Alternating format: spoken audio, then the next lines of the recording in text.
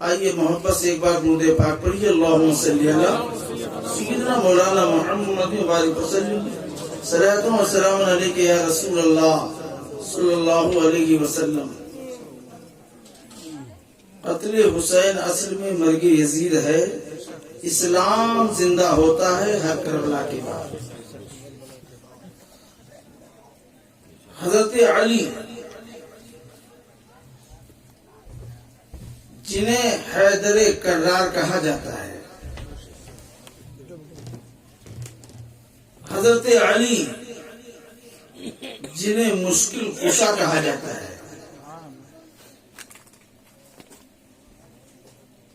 ایک نئی بات میں آپ کو بتانا چاہتا ہوں کہ حضرت علی کو حیدر کرار کیوں کہا جاتا ہے؟ مشکل کشا، کوئی مشکل سامنے آئے تو اس کی مشکل کو دفع کرنے والا مشکل کشا ہے، اور حیدر کرار کا مطلب یہ ہے، لغت دیکھو آپ کو پتہ چلے گا کہ حیدر کرار کا مطلب یہ ہے کہ جو پلٹ پلٹ کر وار کرے۔ حیدر کرار کا مطلب کیا ہے کہ جو پلٹ پلٹ کے وار کرے اسے حیدر کرار کہا۔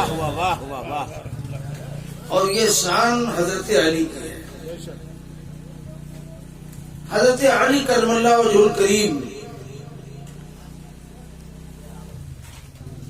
ایک سایہ دار درخت کے نیچے آرام فرمائے، آپ کے ہاتھ میں ایک لوٹا موجود ہے، اس میں پانی ہے، آپ کے سامنے سے ایک فقیر گزرتا ہے، ایک سائل گزرتا ہے، عرض کرتا ہے کہ میں بہت بھوکا ہوں۔ حضرت علی سے پوچھتا ہے کوئی ایسا مکان بتاؤ، سامنے شہر ہے، کوئی ایسا در بتاؤ جو میں شکم سیر ہو جاؤں، میں پیٹ بھر کھانا کھاؤں، میں بھوکا ہوں۔ تو حضرت علی کرم اللہ وجہ الکریم نے کسی دوسرے کا گھر نہ بتایا، آپ نے کسی دوسرے کو نہیں بتایا، آپ نے اشارہ فرمایا کہ جاؤ سامنے تمہیں ایک مکان ملے گا، دستک دینا تمہیں کھانا ملے گا۔ اتنا کہنا تھا کہ حضرت علی کرم اللہ وجہ الکریم نے اپنے جیب سے روٹی کا ایک ٹکڑا نکالا، اللہ اکبر، وہ سوکھی روٹی تھی، کئی دن کی روٹی تھی، سوکھی روٹی کا ٹکڑا پانی میں ڈالا، کچھ نرم کیا، پھر کھانے لگے۔ وہ فقیر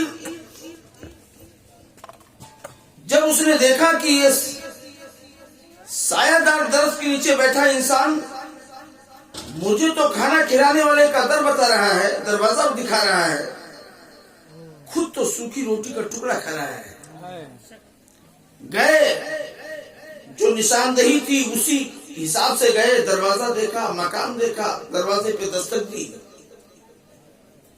اندر سے حضرت امام حسین تشریف لے آئے، سبحان اللہ، دروازے پہ آئے، کیا بات ہے؟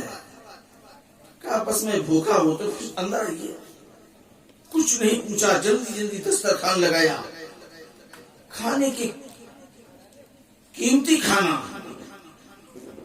سب سجا دیا دسترخوان پر، کہا کھانا تناول کیجئے، کھا چکے اور کھائیے، میں بالکل شکم سیر ہو گیا، پیٹ بھر گیا، میں آسودہ ہو گیا، دسترخوان پہ بے شمار کھانا موجود ہے۔ اس فقیر کو دیکھا نہ گیا، کہنے لگا کہ اگر ہو سکے تو ایک خوراک کھانا مجھے دے دو، اگر ابھی بھی تمہاری خواہش باقی ہو تو تم کھانا کھاؤ، دسترخوان پہ سب کچھ موجود ہے، تم کھانا کس کے لیے لے جاؤ گے؟ کہا جس شخص نے مجھے اس دروازے کا پتہ بتایا، مکان دکھایا، نشاندہی کی، اس کو میں نے دیکھا سایہ دار درخت کے نیچے سوکھی روٹی کا ٹکڑا کھا رہا ہے، جس نے مجھے بتایا ہے میں چاہتا ہوں کہ اس سے بھی میں شکم سیر کروں، جس نے مجھے یہاں بھیجا ہے، مجھے کھلایا ہے، میں چاہتا ہوں کہ میں اسے کھلا دوں۔ حضرت امام حسین کہتے ہیں کہ تمہیں جو راستہ بتایا ہے، جو پیڑ کے نیچے بیٹھا ہے، یہ مکان اسی کا ہے، یہ مکان اسی کا ہے، اور یہ کھانا بھی اسی کا ہے۔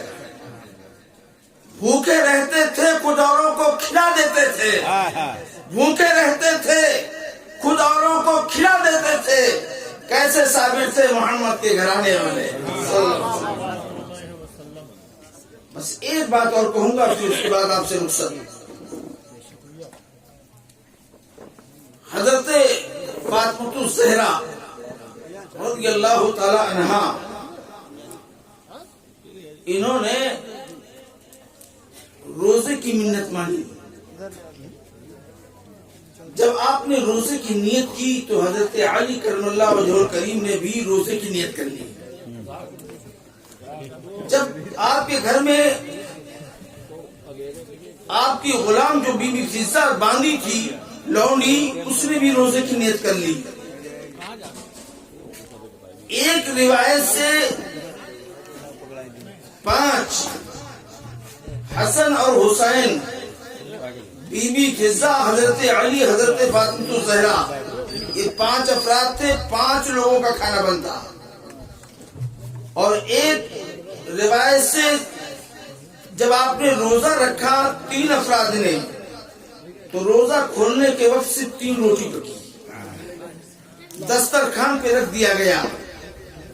بالکل مغرب کا وقت آنے والا تھا، جیسے ہی دیکھا کہ بالکل وقت قریب ہے، اوراد و وظائف میں لگے ہوئے ہیں، دسترخوان پہ روٹی موجود ہے۔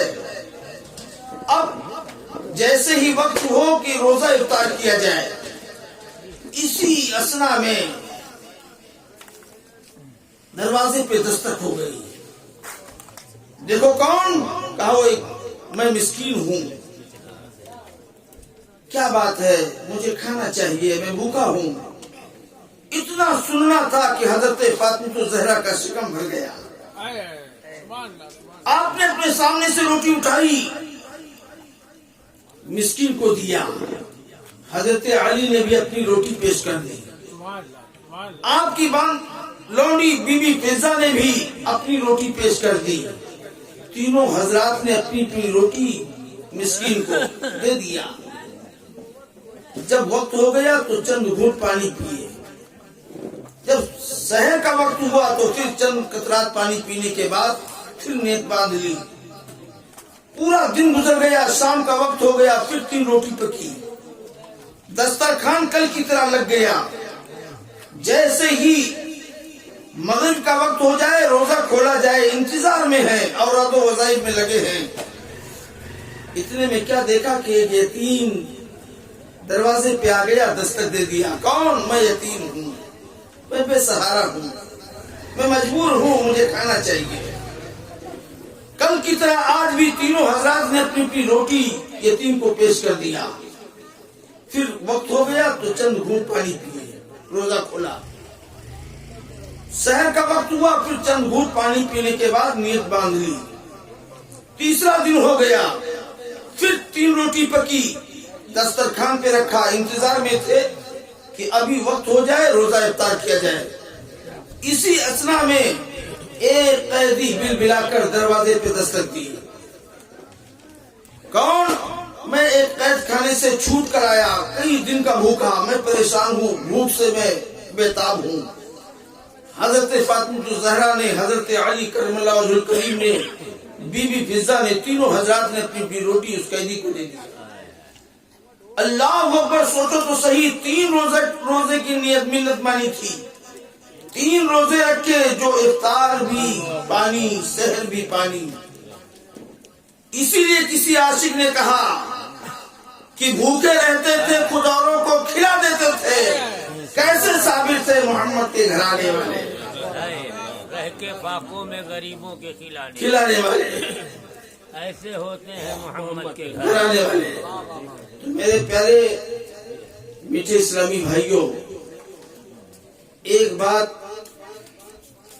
جو امام حسین کی جو شہادت ہوئی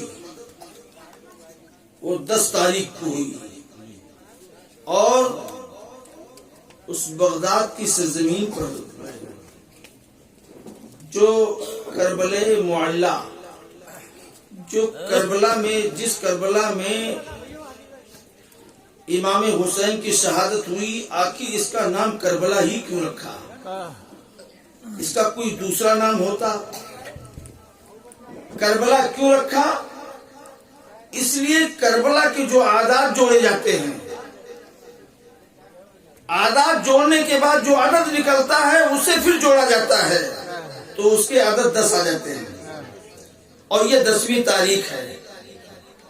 جیسے میں آپ کو بتاؤں، کاف کے عدد 20 اور رے کے عدد ہو 200، یہ ہو گیا 220۔ بے کے عدد 2، یہ ہو گیا 222۔ لام کے عدد 30، یہ ہو گیا 252۔ اور اس کے بعد الف کا عدد 1، یہ ہو گیا 253۔ اب 2 5 3، یہ تینوں کو جوڑ دیجئے، ہو جاتا ہے 10۔ حضرت امام حسین کی جو شہادت ہوئی 10 تاریخ کو ہوئی، اسی 10 کی مناسبت سے اس کا نام کربلا رکھا گیا۔ توبہ استغفار استغفر اللہ ربی من کل ذنب و اتوب الیہ، وآخر دعوانا الحمدللہ رب العالمین۔ السلام علیکم۔